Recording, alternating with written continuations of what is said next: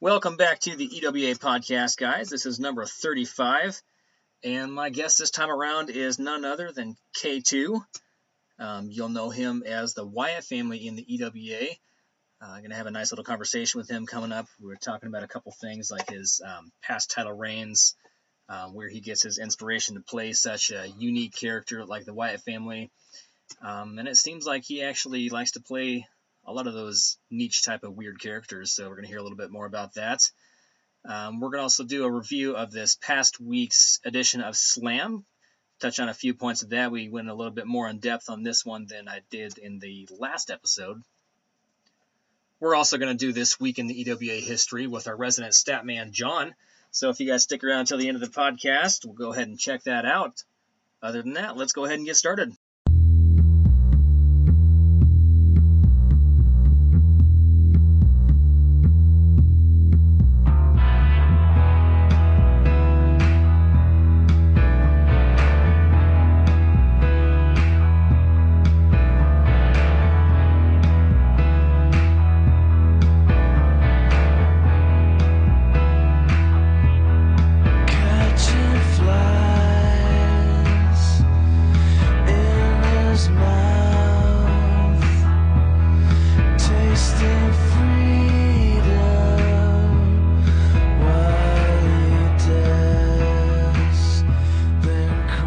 Guys, I'm here with K2 today. K2, how you doing today? I'm well. Excellent. Yes. So, let's just go ahead and dive right into this. You've, I think, been in the EWA for a while longer than I have. When did you join up? I look back. I actually have like a little list of all the stuff I've done in EWA. All the stuff I've tried to do and failed miserably most of the time. Nice. My first promo that is in my profile is from February 7th, 2007. Oh, okay. Wow, I didn't realize you'd actually been here that long. Yeah, it's off and on. Like, I spend a year or two here, and then I leave because I get sick of it, and then I come back. There's just nowhere else. Right. Like a beaten spouse. You've been playing Bray Wyatt and the Wyatt family for the last couple years, at least as long as I've been in the EWA. Yes. Is that your favorite character you've played so far, or do you have other characters you've been partial to? Well, the characters I've played in the EWA that I liked playing, no one could understand, so they didn't want to play with them. All right. My first character in the EWA was Delirious. Okay. I don't think I'm familiar with Delirious. He talks in this. It's called Delirious Speak, basically. He talks in this weird language that if you're familiar with the way he talks, it makes some kind of sense because he's actually kind of saying words, okay. But he doesn't actually make a lot of sense. So people would go up against him and they'd be like, I don't know what the hell to do with this guy because he's saying all this crazy shit, and I don't know how to respond to that. And did you win matches with him? Yeah, I actually got a Triple Crown title shot with him, like 3 weeks into my time there. Nice. Because I pulled a fast one on the champion who was the champion at the time, who was JBL, and since I beat him in a singles match, they gave me a Triple Crown match, which I lost because my character didn't make any damn sense. Double-edged sword there with that. Exactly. Over the years, I have played, let's see, 2007 alone, I played Pac when he got big in PWG. I played the Kings of Wrestling with Corey, with Chris Hero, and Claudio Castagnoli, right on. Who's Cesaro now. Right. Played the Rottweilers with Corey as Eddie Kingston and Homicide, and that Homicide was a transplant from the ROH Fed, which was run by Monty at the time. Okay. And I was a former world champion in that Fed. I had beaten, actually I think I beat Steve Carino for that title. Oh. Who was also played by John, which tells you how long he's been doing this too. Right. So you've had a pretty wide variety of characters you played. I mean, I've just seen you doing Bray Wyatt, and that's just such an out there character, but it sounds like you've had a pretty big variety that you've dabbled in. Yeah, I played CM Punk for a little bit before I left, and then I went to ROH after that. Came back, did Chris Hero, also with Corey. I keep doing tag teams with Corey, and nothing happens. Nice. So you've known Corey for quite a while. Yeah, I've known him for, I'd say since I was 14, so like 15 years now. So did you guys meet through eFeds, or are you friends outside of this? Yeah, we met through eFeds. We were originally in TNA Wrestling when they were doing like their weekly pay-per-views. They actually had a forum where they had a eFed that was actually condoned and sponsored by the promotion. Interesting. I Yeah, never knew such a thing existed. Yeah, it went on for, I'd say about 2 years. And then things got kind of weird and fan service-y, and Slash Girls got involved, and it just got weird. So they shut that part down. So, going back to you playing Bray Wyatt, it's just it's such an out there, like, odd character. I mean, I've often thought about picking up the whatever weird character before, but I don't think that I've tried something like that before, and I could just never make it work. Oh yeah. How do you make such an odd character work? The thing that Barr was talking about last week, he's talking that he likes characters that don't have a lot of personality. He's talking about The Rock. He likes characters that don't have a lot of personality because he likes to put his own spin on the character. Right. When it comes to playing characters for me, I do the exact opposite of that. I find somebody with a very strong, defined personality, and I use that. Interesting. Okay, so do you watch a lot of Bray Wyatt stuff on TV for inspiration, or? Yeah, I watch like everything Bray Wyatt does as like homework. Nice. So like I'll pull up old promos of him when I'm doing like a big match, just so I can get his mannerisms down. Which his mannerisms have also changed since he started in WWE too. So you followed him since. Yeah, NXT. He had come out. Let's see. I started playing Bray Wyatt in 2013, November 2013. Uh-huh. He had come out. He had been in NXT for, I don't know, maybe 8 months before that. Okay. But to the best of my knowledge, no one played him before me. And after I left to go to TNA for a little bit, now like one person picked him up and he did one promo and that was it. In the EWA? Yeah. No, I don't remember that. Yeah, of course you don't. So, yeah, you've had actually some pretty good success with the Wyatt family. A couple years ago, you were was it the Grand Slam championship at the time? Grand Slam. I had just capped off like an 8-month feud off and on with Steve Corino about that. Yeah. So I remember. I don't know. I like the way that you were handling it because Bray Wyatt, he's not the typical guy that would go after a championship, but I like the way that you handled him, just trying to take down by controlling that title. Yeah, it's that involved a lot of legwork. That specific angle. I had to get Kevin Steen involved. That was JD at the time. Right. I had Corey's Gene Ambrose kidnap his mother. I remember that. Some pretty good stuff. Yeah, I had to like take out all the various people. Like to this day, The Rock has not come back. I don't think he's come back to the EWA since he was tag partners with Steve Corino, and Bray Wyatt brought a chair down across his throat. I don't think he's actually come back from that yet. Oh, so you're responsible for Vic leaving? I think Vic left before that. Okay. Or or he was just ducking me because he didn't want to lose the title. I don't know. Nice. So, obviously had a lot of singles experience with the Wyatt family, but looks like you're getting entrenched in the tag team division now. That's something you were wanting to do, or is it just kind of naturally happen? It was something that I had in mind kind of vaguely before I left for a little while, because Samuel Shaw, his player, is really good, and his player has a really unique style.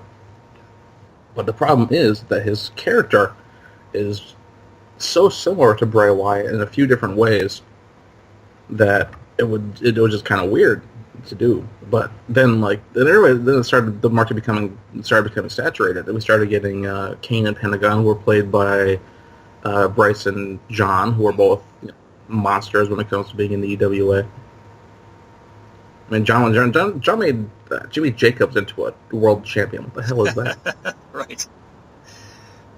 No, that's a lot of dark characters going on right now. And I know it's the Vegas Connection sort of abandoned that idea, which that was really not their thing. That was like they worked the best as the cagey old veterans, Right. I mean, I can understand what they were trying to do, trying to switch things up and do something fresh, but they're so good at the Vegas Connection characters that they do. I just don't think that it was going to work out as well as the stuff that they'd been known for.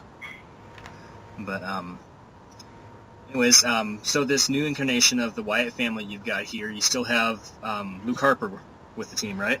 Yeah, Luke Harper, the Walking Dead Luke Harper. I kept his gimmick where he beat the Undertaker and took his powers. Which is interesting because he's got the Undertaker's powers, but then John's also kind of doing something here where Kane's got Undertaker's powers with the urn. So. Yeah, he doesn't. Yeah, but the issue there is he doesn't have all the Undertaker's powers. Like, but that's sort of like a supernatural thing where me and him are gonna have to work out at some point. That'll be fun when that comes up. I'm looking forward to that. But the thing that I found interesting is getting rid of Eric Rowan and bringing in Marty Scurll. Is it?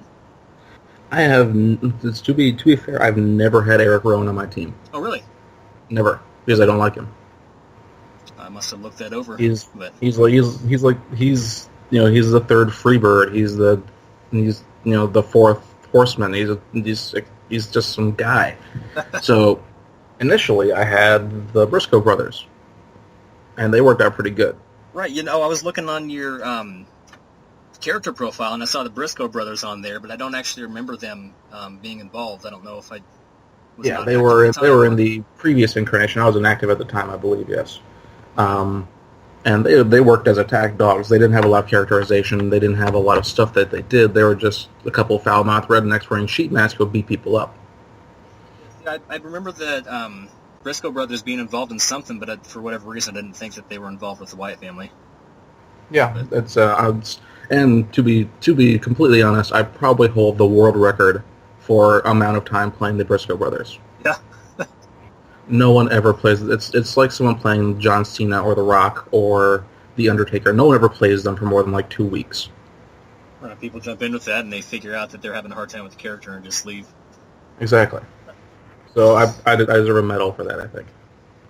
But you did bring in Marty Scurll, correct? Marty Scurll, yeah. I became a fan of his in my time away. He got big in PWG. He was also big in England. He was originally like Party Marty or something like that. Didn't get over with that gimmick. Then he became the villain. That was it. He has a fur coat and an umbrella and a pair of goggles, and he beats people up. That's fun. But I'm just curious why you decided to bring him in with the Wyatts, considering he's so different. Scurll, I fell in love with the idea of putting him with the Wyatts with his YouTube interviews he was doing about his new thing, and he was talking about him being evil and being a gimmick, and it's a way to inject a sort of new livelihood into the whole gimmick I run, because you can't just have Bray Wyatt standing in a dark room talking about being evil, for a year. That doesn't work. Yeah, I see. So now we have this slick guy with a button-down shirt and a pair of glasses, and he looks very presentable as far as the current trends go. But he's also an unapologetic monster, just as much as everyone else in the family is. Gotcha. So, I mean, I can kind of see how he fits in there still, but then he's like the breath of fresh air, so the gimmick doesn't get stale. Yeah. Okay. Cool. So then, like you just mentioned a minute ago, that. Right order, but I'm intimidated, yeah, now. So with the tag team division growing so much, so you originally got into the tag team to do something with Samuel Shaw. Were you hoping to kind of reinvigorate the tag team division with that, or? That's one thing I was hoping for, because the tag team division's always been really up and down. It's the only division that's worse than that is the women's division in the EWA. Right. I find that really interesting because it's always, at least as long as I've been here, it's been the world title, the national title, or two big divisions, and then the tag team is just kind of hit and miss. Sometimes it's champions fighting just together guys, and then... Yeah, there's times where it's a valuable title because people want to do storyline for it, they want to interact, they want to have this big feud like Kane and Pentagon just had with Samuel Shaw. And there's other times where it just seems, I don't have anything else to do. I'm going to win the tag titles and keep them for 8 months. Yeah. Because I have crap else to do. So, with your experience with the tag team division, because it sounds like you've had quite a bit of work, not only as yourself with like the Wyatt family, but also you've worked a lot with Corey doing two-man tag teams. Do you find it easier to do a tag team by yourself or with another person? It's infinitely better to be a tag team with someone else. Infinitely. It's so hard. It's so damn hard to beat a tag team of two people by yourself. It's so hard. Yeah, I mean, I can understand both sides of the story. I mean, definitely, I agree with you. It's easier with two people because you can split the ideas off of each other. But then also, you're risking the chance of that disconnect there between both people putting their RPs out there. They might not mesh together as well as the person's thoughts. Exactly. Yeah, with the advent of things like Google Drive and stuff like that, where people can actually interact with each other and edit their own files like in real time, that's really helped the whole tag team thing. Oh, I think so tremendously. I mean, I know when Neelan and I were doing the A-Team, we do all of our tag team stuff on the Google Drive, and it's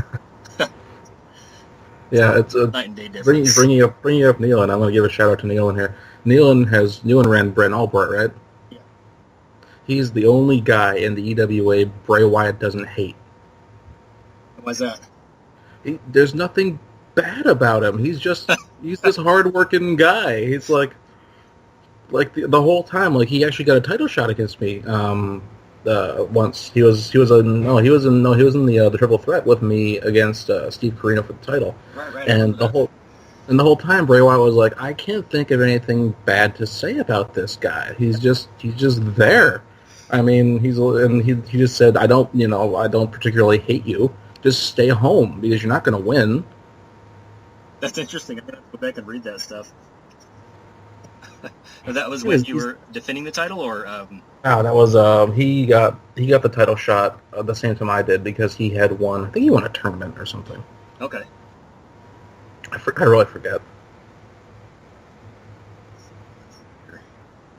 So, here's something that I really wanted to talk about. I think it was last year you were trying to make a comeback in the EWA, and for whatever reason, I don't think it ever happened.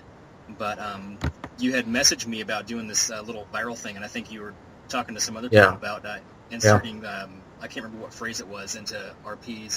Are you lost? Yeah, that's what it was.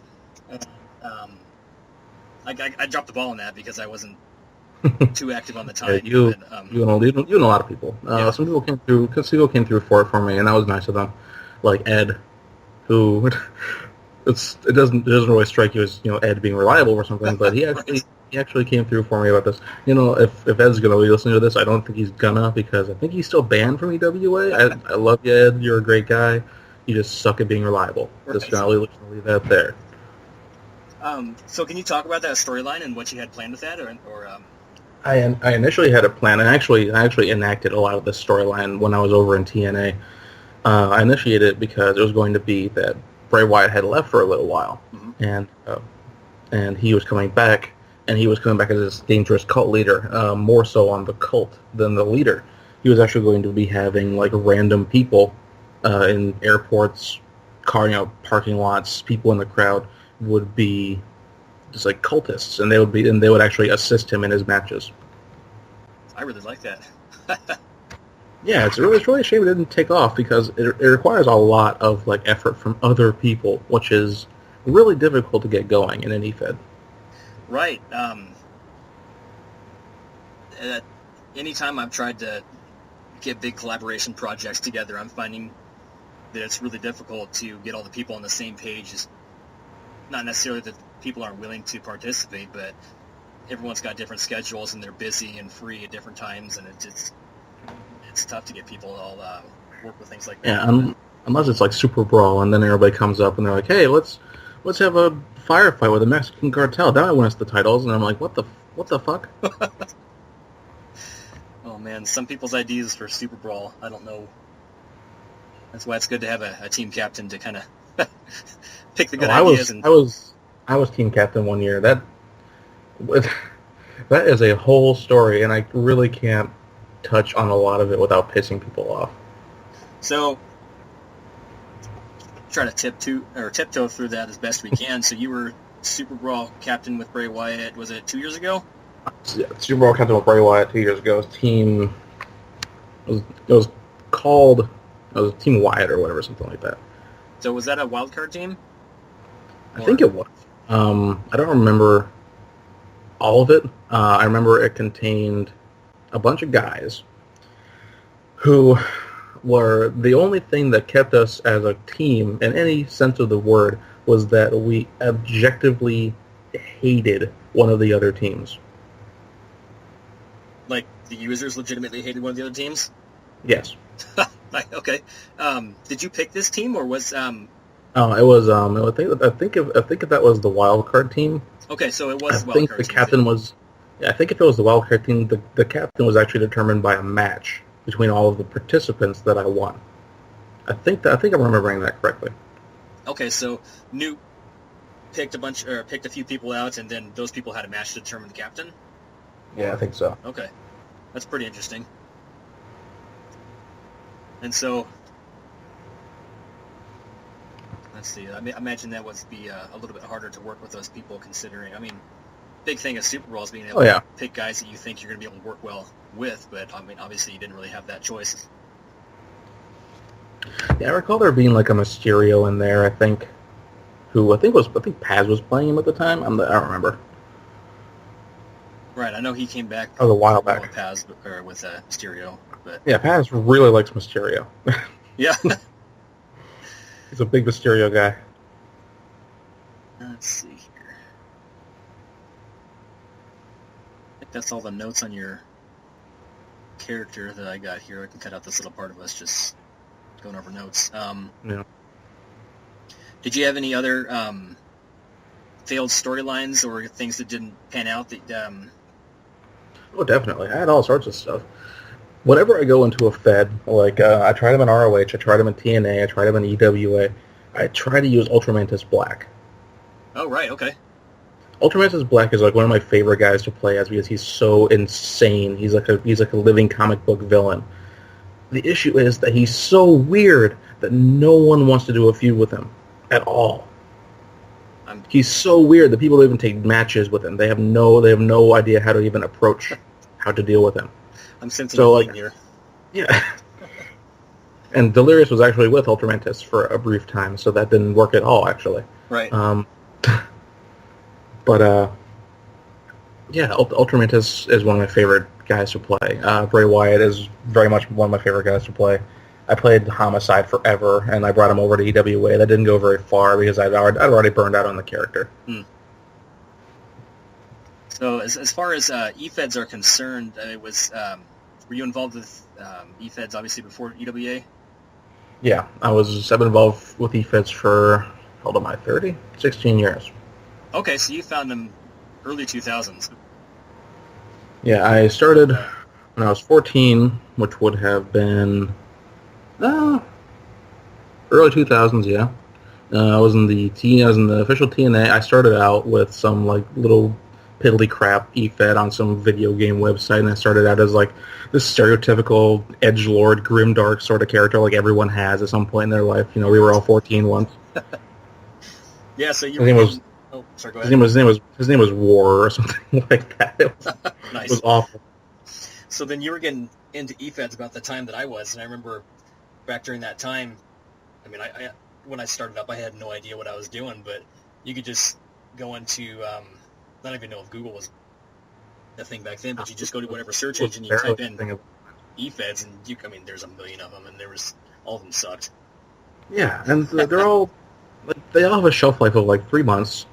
Right. And if you look at the Chris Hart's top, like you look at the website and you see, oh, vote for us on this list of websites, and you look at everything but like 2 websites on the first page are all dead. Right. Like, why are we voting on this? Did you ever try and run your own E-Fed? I briefly ran ROH for a little bit, but that was on a serious downswing. But no, not really. Okay. I just don't think I have the patience for people like, I want my title shot. You know, it's that sort of thing. See, I always thought that it'd be fun to try and run your own E-Fed. Back when I was in junior high school, whatever, when I started doing this. I I tried running my own, and it always ends in disaster. I don't know. I don't know how e-feds ever get off the ground, but... Never book yourself. Never make yourself the champion. People get pissed off about that. I can imagine. All right, so let's go ahead and let's do a quick recap of Slam. Julio. Touch on a couple points here. So... Step 1, that intro video is pretty good. Yeah. It's the best because I'm number 1 in it. They show me the first. Right. I mean, I didn't really want to brag about it. I made majority of the video. Nice. And I sent it over to Newt, and Newt actually changed a couple things around, and the finished version that you all see, Newt added in his little flair and made it 100 times better. Made it 100 times better than what I had. But yeah, I love the little entrance videos there. I think every so often it's cool to change it up just to get the active wrestlers in there, and everybody likes to see their character. Of course, the very same week, it becomes dated because Pentagon gets taken out. Right. Thanks, Bryce. Yeah. Thanks, Bryce. You fuck. So after that opening video, we get new champion Jeff Hardy coming out. Which I don't object to. He did decent segments, kind of a standard face thing, but you don't see a lot of face champions. So no, you don't. I mean, I find it. You don't see a lot of faces in general. So it's harder to play a face in general. I think just because you have, I don't know. At least with my experience, you have a little bit less freedom because you have to be the good guy. It's a lot harder to be the good guy than it is to just. It's tough to be provocative. People. Yeah, right. It's tough to be provocative and be a good guy. Right, and I mean, the only reason Mr. Anderson's the only face I've ever had success with, and that's because he's, I mean, for lack of better terms, he's an asshole, but people like him. Kind of a dick. Yeah, right. sort of anti-hero. So, I mean, like John was a face champion as I think Carino for a while, and then he went heel. Yep. He stayed champion by dragging his family into it and sort of belaboring the point that he was a family man. Uh-huh. John, you're a wonderful person. You're also one of the nicest guys in the whole Fed, but you're like the Stephen King of writers. Touching on a couple of the notes here, we had a match with Kung Funaki. Yes, Funaki versus Marty Jannetty, because it's 1994, apparently. Right. I don't know why. I mean, I said it in the feedback thread, but as racist as the Kung Funaki gimmick is, I love it. If D is playing Funaki, which I have the creeping feeling he is, I don't know who's playing Funaki, but if D is playing Funaki, it's hilarious because he's actually being trained by him. Is that an old member here? His name is Dylan. I'm not sure if he's still on EWA or not because he keeps coming in, going out, quitting, getting banned, coming back, that sort of thing. He's the sort of guy who will post stellar stuff, like amazing stuff, and then he gets a title shot, and then you never see him again. Nice. And let's see here. Shout out my boy D. There you go. And then let's see here. Bray Wyatt had a match against CM Punk. Bray Wyatt walks right over CM Punk because he doesn't show. I don't fault him for it. People no show all the time. Yeah. And he actually managed to look kind of strong, but Bray Wyatt just sort of bulldozed him. Yeah, which is good. I mean, Wyatt family's getting into the tag scene here. It helps build the character. I mean, if CM Punk never comes back, then it just works to get a little more there for him. But next we had the emergence of the second Bullet Club. Yeah, so, that's getting some legs under it. The Bullet Club versus the Shield. Yeah, so Neelan and I have been trying to do this slow build with it, and it just kind of worked out perfectly that Bar joins up with the Hoots, because then we got this other Bullet Club in here, and I mean, I'm not going to lay all the cards out for you guys, but, that's worked out at the perfect time that we could insert this here, and I think we got some good stuff coming up for that, so. Yeah, I've been following it loosely. It seems kind of standard, but it's actually getting some interesting stuff behind it. So, like, the personalities between the two groups are going to start interplaying, and that'll actually make it unique, which will be nice. All right, we hope to have some good stuff coming for it. So. Out next, let's see here. There's a little thing between JoJo and Charlotte. JoJo, and The BWO, I have nothing but good things to say about the BWO. Honestly, I don't object to them. They're the comedy act. Every place needs, the levity. I've read maybe one of their promos ever. I love the BWO stuff. Everyone's doing stuff that's so serious in the EWA. It's nice to have that little comedic. And the crazy thing about it is Al Snow, is really good when he puts it to it. Right. Which is crazy. And I love reading out the shout out to Dylan for doing this in his RPs. He'll go talking about, the little the Deadpool thing where he's breaking the fourth wall there, but the RP transitions from comedic to serious, and then back to comedic again, just in such a short amount of time, and it I don't know, it works perfect, but. Yeah, it's remarkable. It's like if ADHD had a gimmick. That's a great way to put it. ADHD had a gimmick. Next up is Pentagon Jr. being very well written segment. Actually. Yeah, no, it was a great segment. I was curious because Bryce had just announced, I think this week prior, that he was going to be taking some time off, and so I was surprised to see Pentagon on the show. I kind of thought that he just disappeared for a while, but I'm glad to see that they actually wrote into the show here him being taken off. I'd actually messaged John before that. I heard I had tried to follow up with him to do a Cine Gears versus Wyatt versus Shaw sort of thing. And he's like, no, Bryce is going to be taking a little time off. And I was like, okay, and let's go feed Pentagon to Bray Wyatt because I want the rub. Yeah. and no, he's like, no, I'm gonna take that for myself. And I'm like, whatever, okay. It played out really well. I like the yeah. It ended very well. It's well done. It's well written. Though Kane saying so much has never really sat well with me too well. That's my biggest grievance when it comes to especially the EWA. And I've told Steve about this, and he played Silky Steve. He plays Christian Alden or what a bunch of different random ass secret people for some reason. Right.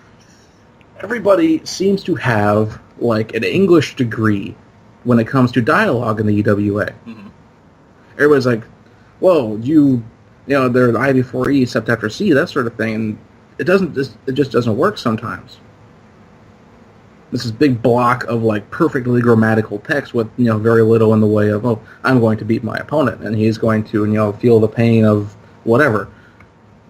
And that's just I've always been a big old school Kane fan, Mark, if you want to call it that. Mm-hmm. And that he says so much is it's always been but the way he makes the dialogue work is nice. It's just me as a fan, I'm just Yeah, I could see your point coming there, but I think John does a great job of he really does. He runs. Yeah, he runs with any character he has, and he's had 800 characters. Yeah, there's a fine line between putting out dialogue that substitute whatever name goes in front of that dialogue and work for an RP. Exactly. Versus actually getting into the character and that character saying that dialogue. So John's great about translating that to the different characters. But to go to the end of that segment here, I like that it looks like we might have Pentagon and Kane feud further down the road. Yeah, that'd be nice. Because you don't actually, the casket opens and there's nobody inside of it, so what happened to Pentagon? So I'm curious to see where that takes us later on when Bryce can actually come back. Yeah, he probably went off to wherever Dario Cueto went between seasons. Right. But I think I saw, oh man, I can't even remember what it was. I saw somebody posting a picture that he was in, he played a doctor on some soap opera in a random episode. But that's the weirdest thing. Lucha Underground's like, hey, a random ass person, here's a mask, now here's someone else. Oh, okay, right. That's cool. So next up we have a promo here by Mr. Anderson. Yes. So I decided that despite the fact that I've got stuff going on with Prince Devitt and the Bullet Club, that I should bring back Mr. Anderson because the way that I've written Prince Devitt is such a little chicken shit heel that he doesn't want to get in the ring. I love a good chicken shit heel. I'll tell you right now. I mean, and I love the way that the character's developing right now, but I'm not really being able to do many matches, and so I thought bringing Anderson back would be a great way to balance the two out. And then also, I'm hoping that if I'm playing two different characters here, because I do have that long-term plan for Prince Devitt and the Bullet Club that's leading out there, I'm hoping that by having the different characters, I'm not going to get burnt out on either one since they're that's sometimes a good idea, especially if like one's really heavy and like really big. Mr. Anderson is sort of a fun, sort of loudmouth. He says what is on his mind, that sort of thing. So you can just be creative with him. Mm-hmm. And so the point of this promo was to enter Mr. Anderson in the Civil War, which is the next upcoming pay-per-view. And for those that are members that are new, don't know, Civil War is the EWA's version of the Royal Rumble. It's basically the same thing, yes. Yeah. But I was kind of surprised here with that event coming up. Anderson being the only one that mentioned Civil War. I was kind of looking out through the rest of the show. I didn't see anybody else mention the upcoming events, and I thought I would have seen something. Yeah, it's kind of weird. I was actually planning on doing my thing about it next week, for my thing. Yeah. So we got 2 shows left, so I imagine we'll see quite a few people there making their intentions known as far as that's concerned. And then the show before the Civil War, there'll be a big multi-band rumble at the end of the show to close it out. A proud tradition. Yep. And does that normally determine placing in the match? No, it's just the Civil War's coming up. Here's all these guys that'll be in it, and they're fighting each other. Goodbye. We'll see you Sunday. The lead in. Yeah, that's right. Sell the pay-per-views. Yep. Next up, we got Matthew Cardona and Abyss. And Abyss. It looks like Cardona didn't get to RP for this match, unfortunately, but Abyss did, and Abyss is improving as time goes by, and I don't mind what Abyss is doing. I actually partnered with Abyss a little bit. Nothing big because our schedules didn't coincide very well, but he's friendly. That's really the best thing you can ask for somebody. Right. I mean, you can definitely tell that he's not as experienced as everybody else is in here, but it's also pretty apparent that he's making progress with each. Yeah, we've all been at that point. If you go back to when you've been e-fetting for like 2 years and you look at what you did, you're like, oh my god, I want to jump out a window. Right. I mean, to the point where looking back when I first joined the EWA a couple of years ago, that stuff that I did was garbage, and how I was able to get into a national title shot. So really, it's just on me. I think it was maybe just being nice, trying to keep new guys around, but. Next week we got the rematch with Abyss and Cardona, so I'm not sure that'll be good. If any of them have gotten any RPs up yet. I haven't checked. They've been pretty busy, but looking forward to seeing what they can do. Next up we got the continuation of the build for the Red Hot Women's Division. In a few different ways, yes. Yeah, Charlotte and Sasha Banks here are cutting a nice promo here, and looks like that we're setting up a match between the two of them, which, spoiler alert, isn't quite going to happen that way, but I'm curious who's playing Sasha Banks, if it's a current member that's... It probably is. I would think so. Very rarely get new people. Yeah, it's tough to say because we have got a pretty big influx of new people over the past few months. That's true. I mean, compared to what we normally have. So then, what do we got here? Baron Corbin, Bryan Danielson. Nice to see Paz coming back and doing some stuff, but I mean, same thing with Baron Corbin as what we said with Abyss. He's doing some good stuff, and he looks to be getting better. So. Yeah, Corbin, who I am suspecting is not new. Yeah, you think it's somebody using a hidden account? Yeah, maybe. But I don't really care, Unless it's Ed, and if the guy disappears after like two more weeks, we'll know it was him. Right.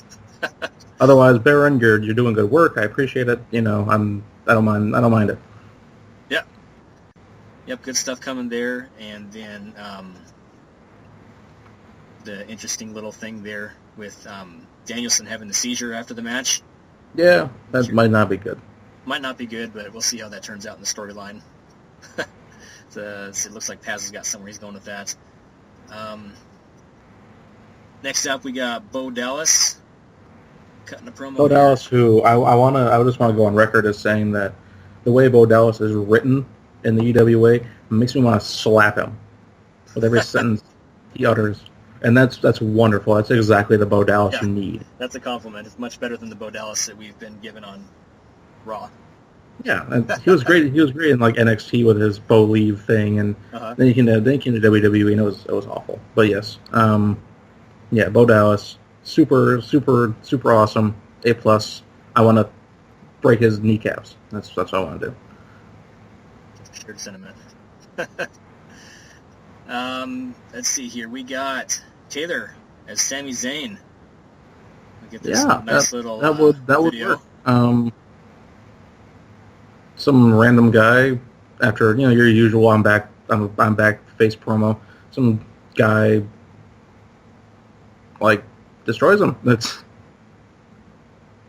I mean, I mentioned this in the feedback thread that I'm used to seeing Taylor playing a heel because he was doing Bischoff for a while, and then to see him do such a polar opposite character is interesting to see. But then the way that the segment ends with the random attack, a lot of possibilities on who that could be, and there's not really any clues getting up to that. It's gonna be some cloak figure, Yeah, that would be a nice reveal once that storyline starts building up. And then they'll pull the hood back, and then Newt will be going, "It's me, Austin!" And then they'll be like, "Son of a bitch." It's DDP. Main event here. Got the women in the main event. Amber Gallows versus JoJo. JoJo, a BWO member in the main event. The irony in that. It's great match. I know that Bar is, just getting the feel for playing another new character here, bringing Amber Gallows in here to help kickstart the women's division. So JoJo picks up the win. I mean, we said earlier Dylan's doing great stuff here with JoJo, especially right now. But turns into a build for a big tag team match coming up next week. We have JoJo and Charlotte teaming up to go up against Sasha Banks and Amber. Yeah, I read about that. That's going to be a good match. So I'm kind of curious here. I mean, we've got 4 women in the division at the moment. I don't know if anyone else is planning on jumping in with that, or drawing a blank. Key. When Key comes back, I know Key was women's champion for quite a while with Sable, so I'm curious. Yeah, he actually retired the women's championship, if I remember correctly. I believe it was the Super Bowl last year. They had the Battle Royal. And, Gail Kim won that. Gail Kim won that, and that was the retirement. But he was the champion for the better part of a year. You got Richard Blood's new Super Cena, which is basically the same as regular John Cena, I think. Yeah. I haven't really read up on that yet. Versus Corbin. That's going to be a good match. I'm especially looking forward to Nakamura versus Castle versus Styles. Yeah, that's a lot of interesting characters there. With Nakamura, that's not someone that, I mean, it's one of those niche characters that I don't think I could pull off, but like you were saying earlier, someone that's got such a strong personality, if you're able to channel into that personality, which looks like the Nakamura's handler has been able to do, and is putting out some great stuff. Corey was playing Styles, I believe, right? Yeah, Corey's playing Styles. And I've gone on the record saying it, and I'll say it again. Corey on his best day is unbeatable. Yeah, I've known the guy. I've known the guy for years. If he's on like he was when he was champion with Ambrose before he just stopped playing him, you couldn't beat him. You just couldn't. Yeah, that's a scary thought. I mean, for those that are in the national title picture right now, because he's Adam Page as well as the champion, and he gets rolling with that character. He beat me a month ago when Brent Stebbett and Adam Page had that match leading up to the number one contender for the national title. So I've always put it as, before he started winning titles in the EWA, he was always the Roddy Piper of EFEDs. He was always really at the top, but he wasn't the guy, you know? Right. He was always right there. And I always told myself jokingly as the Ric Flair of EFEDs, because any EFED I'm in, I win the title. Yeah, it's kind of funny how that can work out sometimes. I mean, if you look at the people that have won Feud of the Year, and I can't recall everybody off the top of my head, but I know last year it was Val Venus and Cody Rhodes, and that whole feud didn't involve a title at all. I don't think either one of those guys was in the title picture for the entire year. Mm-hmm. Val Venus, I think, had a title match, but it was just the 1 month thing, I think. But you know, you don't have to be involved with the title to tell a great story. And no, you don't. It's I was up for when I was playing the once. I was up for a few awards. I think I won one for like a best storyline or something like that for the Carino Wyatt thing. Yeah, I almost think that being shoehorned into a title match can be a hindrance on telling a story, because I mean, you know, you work hard to get into that earning the title shot, and then you get that match against the guy. Maybe you don't have really any ideas of where to go with it. It's just, I want the title. Yeah. Yeah, or you become like the third wheel in the title match, and it's like, these guys have had a blood feud for a year and a half, and it's like, this guy comes in, hi, you know, Right. I want the title too, please. Yeah, I mean, to go off that point there, last year, maybe, it's when Steve Carino was still champion, and Mr. Anderson had a title shot right in the middle of a feud with Val Venus. Yep. And that threw everything off. it did throw everything off. I mean, Yeah, you got a title shot against Carino because you won in the Civil War. yeah, so that was 2 years ago then. Yeah, that was the beginning of 2000. Yeah, only 2014, I think. And you had won Civil War, and you got a title shot against Carino, and that threw off your feud with Venus, and that threw off my feud with Carino. Right, and I think that negatively affected me trying to actually win the title too. Is probably the reason I didn't win it. Yeah, because you have all this stuff geared toward Venus, and like you don't have any material for Carino, and he's got all this stuff just ready to go because he's a machine. Right. He's like, I'm going to talk about my family for 8 paragraphs, and then I'll talk about Anderson for a little bit. Yeah, that's you get such a built-up big history with a character, and it just gives you so much material to go off of. Exactly. So, K2, I want to thank you for coming on the show. Do you have anything you'd like to say to our audience before we sign off? Oh, exactly. Yes. Out of all the achievements that I've had in EFEDs, out of all the varying things I've done, my crowning glory was beating John for a title twice. Beating John for a title 2 separate occasions? Yes. And who was your character you were playing? I was Homicide the first time against Steve Carino. Okay. And I was Bray Wyatt the second time against Steve Carino. Nice.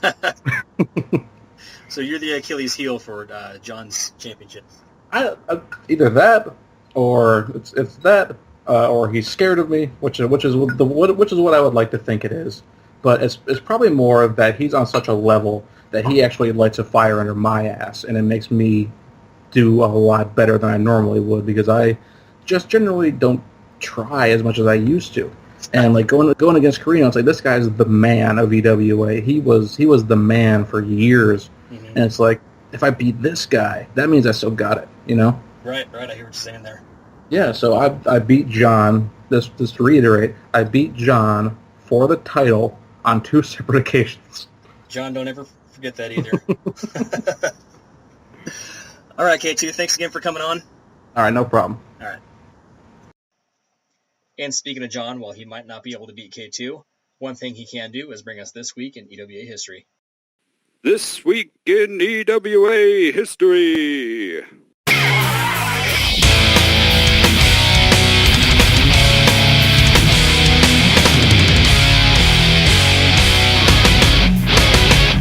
The tag team titles were brought back after having been retired for almost 2 years, when Natural Selection, a team comprised of Buff Bagwell and Jeff Jarrett, won a 6-team battle royal to capture them at Cruel Intentions 2007, defeating the Renegades of Funk, Jack Evans and Evan Courageous, Shaggy 2 Dope and Violent J of the Insane Clown Posse, Davey Richards and Delirious, William Regal and Lance Storm, and Blackout, Monty Brown and Kane. John, thanks again for that. Kind of fitting that after talking on the podcast about the tag team division returning to prominence, that John would mention the 2007 tag titles were reinstated after a couple-year hiatus. So I guess things are coming full circle again. Just one more big shout out to K2 for taking time out of his day to appear on the podcast today. And thank you, everybody, for tuning in and listening. I appreciate the support. And like always, if you guys have some feedback, I'd love to hear it. And if you're interested in being on a future edition of the podcast, go ahead and shoot me a PM and we'll work something out. And with that said, everybody have a good night.